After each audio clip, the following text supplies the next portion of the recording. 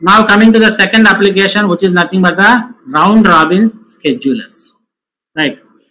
So this is a scheduling algorithm which we come across in the operating system subject, where the concept of round robin scheduling goes like this. We have a queue which we call it as job queue. As that of application 1, we have discussed it, right? Let me have 4 different locations, 1, 2 and 3, and assume that each and every job is nothing but a particular task that is to be performed or that is to be completed, and that particular job has to be executed by the central processing unit. So whenever there is a job, there is a term called as burst time. So the burst time is nothing but the total time that is to be executed on the CPU by that particular job in order to complete its execution. For example, if I say that J1 is having 10 milliseconds, the burst time is 10 milliseconds. That means that J1, the job 1, takes 10 milliseconds to complete its execution. Similarly, assume that J2 is having 5 milliseconds. And let me take one more example, J3 with 1 milliseconds, right? Very small job, and J4 is some 6 milliseconds. So these are the burst times of different jobs. J1 with 10 milliseconds, J2 with 1 milliseconds, and J3 with 1 millisecond. That means J3 is the shortest job which can be executed in just 1 millisecond, right? And J4, assume that it is 6 milliseconds. Now, in the round robin scheduling, the name itself suggests that it is round robin. That means it is a scheduler which makes use of some rounding concept, and there is a concept called as time slicing, time slice, or it is also called as time quantum also. Here you can find it, right? One time slice or one time quantum, it is of user choice. For example, let me take the time quantum as 2 milliseconds. This time quantum specifies the time frame for which a particular job has to be executed on the CPU before leaving the CPU, right? Let me have this thing, right? For example, J1 with a burst time of 10 milliseconds has entered the job queue, and since there are no jobs, it is placed as the first one, right?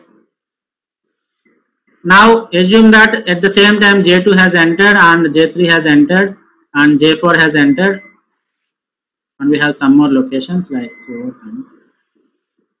So according to round robin scheduling algorithm, I am saying that the time quantum is just 2 milliseconds.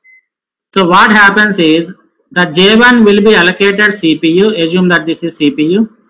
The J1 is allocated CPU, and it starts its counter. Okay. So after 2 milliseconds, after executing this job 1 on CPU for 2 milliseconds, it will be preempted. Preemption means it will be forcibly removed from the job. It will be forcibly removed from the CPU, and it is placed back inside, right? So after this 2 milliseconds, the remaining time for this J1 is 8 milliseconds, right? Now comes the chance of J2, right? After J1 has executed for 2 seconds, it is preempted and it is placed at the last end of the queue. Now comes the chance of J2. Assume that J2 is having a total burst time of 5 milliseconds. Whatever may be the burst time of those jobs, it will execute for this particular time slice or time quantum of time only, right? So 2 milliseconds will be allocated. After 2 milliseconds, preempt it and then again push it onto NQ it into the queue, right? So J2, after executing for 2 milliseconds, the remaining thing is 3 milliseconds, and it will be NQ'd into the job queue.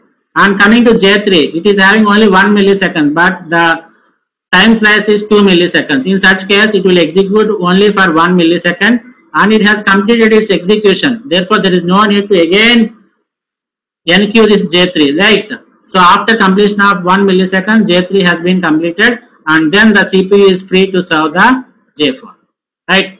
So J4, after executing 2 milliseconds, again J4 will be NQ'd in this queue.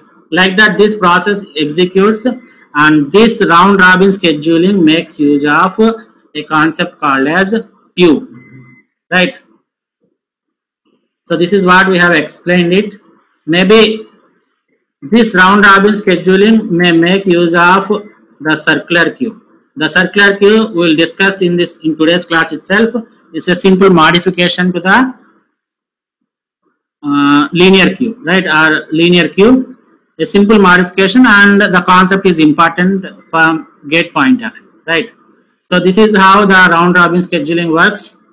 That is, in the first part, you have to dequeue the next element or dequeue the element and then get it serviced, and then enqueue the serviced element if it has any burst time or if it has any remaining execution time, right? So this is the end of the second application, that is round robin scheduling algorithm.